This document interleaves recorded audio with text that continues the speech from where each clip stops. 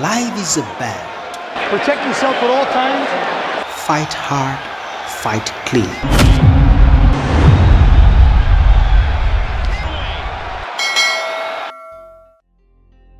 That the WBC World Heavyweight Champion Tyson Fury will fight the WBC Interim Heavyweight Champion is no longer a probability that lies in the distance. It's a certainty slated for Saturday 23rd April 2022 at Wembley Stadium, London, England. The probability and question left to be answered is who will walk out of the ring victorious and what will be the nature of the victory. Knockout, technical knockout, corner retirement, or judge's decision.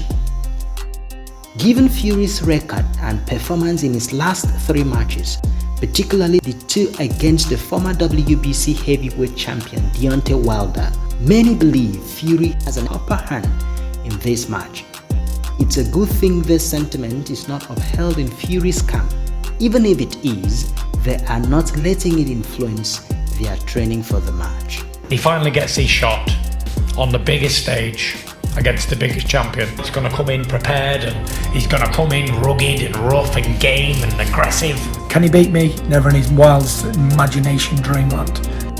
He's a shining bright apple, shining bright red apple, because he stays training like every fighter should stay, and that makes the best for me and for him, and it makes his preparation for these fights a lot easier and more enjoyable. Both fighters, Fury and Whyte, have impressive resume. Fury has been undefeated in 32 bouts. He has knocked out 4 fighters, retired 5 in their corners, picked a unanimous victory against 5, technically knocked out 13, won 4 by point, and drew 1. On the other hand, Whyte has been twice defeated in 30 bouts, both of his defeats coming by way of knockout in the second half of the bout. Whyte has avenged one of these defeats with around 4 technical knockouts, bringing the total of his TKO victories to 11. He has 7 knockout victories, 3 PTS victories, 6 judges' decision victories, and has retired 1 fighter at his corner. Fury and Whyte are 33 years old heavyweight British boxers. Both have each picked 5 unanimous victories against their opponents. One secured 11-round knockout against their opponents, and both have orthodox stance. But that's about all the similarities that exist between them. Fury is 6'9", 85-inch reach. Whyte is 6'4", with 78 inches reach. From the tail of the tape point of view, Fury has the height and reach advantage. But in the past, Whyte has taken down opponents against whom he was disadvantaged age, weight, and reach-wise. Crunching right hook. Whyte can certainly take a punch. He shook Joshua. Joshua's hurt. Joshua's in big trouble. He's got any tons. And again, and he wobbles again. Little left hand gets him on the floor. Whyte makes the breakthrough in the 4th round, just as he did back in the summer. Dillian Whyte is a great and talented fighter. Normally he is a slow-paced fighter who likes to control the tempo of the match, but he often increases his pace and gets aggressive at the slightest smell of victory. Whyte has put more fighters away by knockout than Fury. Majority of his knockout victories have come courtesy of his powerful left hook. This is a big plus for him in this fight against Fury, who is not remarkably good at dodging left hooks, as was evident in Fury's bouts against Otto Wallin, Francesco Pianata, Deontay Wilder 1 and 2. In addition to his excellent powerful left hook, Whyte is good at throwing combos to the body and head. He can unload several power punches comprising of straight right, cross left and right punches, hooks and uppercuts. He fights well on his back foot, which helps him stay out of his opponent's reach and makes him a natural and effective defensive fighter. His ability to stay the hell out of his opponent's reach, fight effectively on his back foot and defensively as well, will be a plus for him in the bout against Fury, who has a longer reach and is a forward fighter. Dillian Whyte has an excellent dodging ability and is good at counter-punching, which puts Fury, an entertaining fighter who often punches and waits, at risk of being caught by a counter-punch which might just turn out his light. Dillian is given to dodging blows by bending low. This may sure help him against Fury, who is not known for low uppercuts like Lennox Lewis was. In his last bout, which was against Alexander Povetkin, Whyte began the process of offing Povetkin's light when he punched him on the back of his head. Super featherweight said he really wants to. Oh, that's incredible. Followed of He's got it. And again, and he wobbles again. Little left. But can Dillian do that to a 6'9" Fury who is gifted with impeccably impressive head movements? Only the bout between Fury and Whyte can answer that. As a fighter, Fury is entertaining. He has impressive footwork, nice power punches, excellent power jabs that connects well with more than 70% accuracy. Fury can unload combos on his opponent, though he is not known to use that often in his comeback trails, except when he has cornered an exhausted opponent. Despite his impressive power punches, like Holyfield, Fury is not a great knockout puncher, which is a good thing for Dillian, whose light Povetkin turned off while handing Whyte his second professional defeat. Fury is normally an orthodox stance boxer, but he can box comfortably with southpaw stance and often alternates between these stances in the course of a match. This unique ability is a threat to Whyte, who may suddenly be facing a southpaw boxer in the course of the bout he had trained to fight an orthodox stance opponent. In addition to his other abilities as a boxer, Fury has great chins that take punches on face. He, however, is not of the habit of leaving these great chins unprotected when within the opponent's punching reach. Fury uses his weight as an instrument to his advantage when in the ring with an opponent. He leans his mass on the opponent, cumulative of which exhausts the opponent.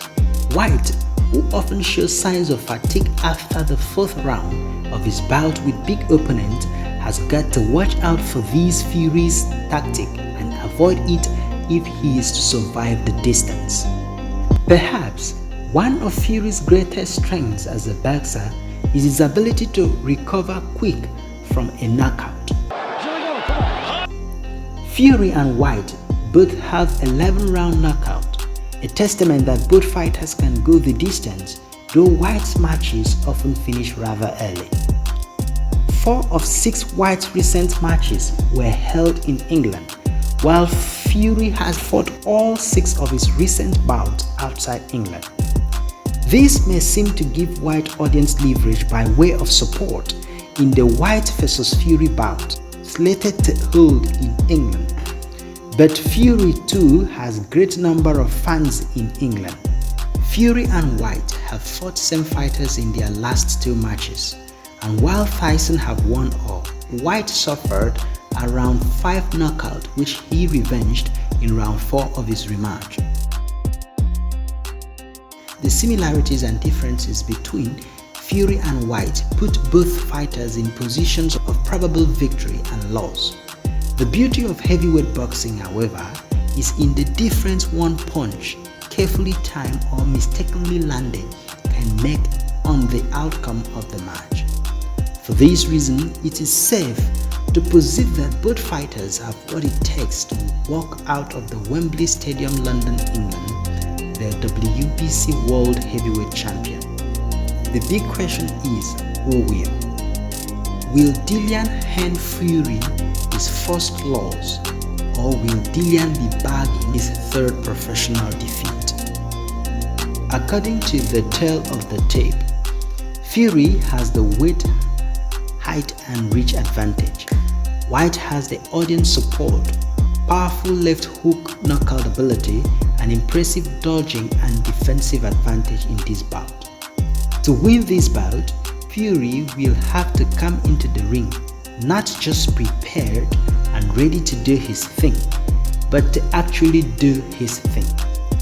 To win, Whyte will need to find a way of putting the big man out of his form, getting him to bend low and then land his powerful left hook, as many as would be required to put the big man out of range. Whyte's camp is not unaware of the importance of the match, the significance a victory in this match will have on his person and on his career. They say it's the greatest of all time. With one fight, I can become the greatest of all time by beating Tyson Fury. I don't need to have another 20 or 30 fights, you know what I mean? That's what's important for me. The belt's very important, but the fighting him for the belt is the cherry on top of the ice cream sundae, you know what I mean? Great would it be to fight with the greatest fight of all time, you know? He obviously has a goal and a plan, but often it's been proven that every fighter has a plan until the first blow lands. Maybe Fury's disposition towards plans will make it difficult for a first blow or the umpteed from Dillian to disorient him. I don't know what the opponent, Dillian, is thinking. Maybe he has a plan when he sees him. Tyson doesn't have a plan. It's just whatever feedback he gets from the person that's in front of him is where he'll go from there. Anything can happen in the heavyweight division. Everybody has that power. Everybody has a chance. All of these men are 200 pounds plus. Underlying or hovering over this match is yet another big question. Is Fury really retiring after this match? This question is given oomph in the media owing to Fury's statement during a pre-fight conference that his bout with Dillian Whyte will be his last fight.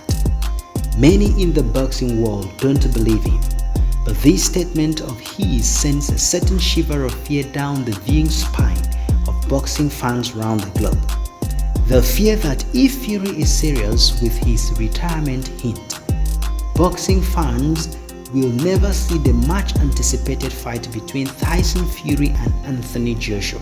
The big questions of who between Fury and Whyte leaves Wembley Stadium, London on 23rd April as the WBC World Heavyweight Champion, and is the match really going to be Fury's last fight, remain to be answered after the bout between Fury and Whyte. Good luck to both fighters. May the better man win. Many thanks for watching. Please feel free to subscribe, like, share and comment constructively.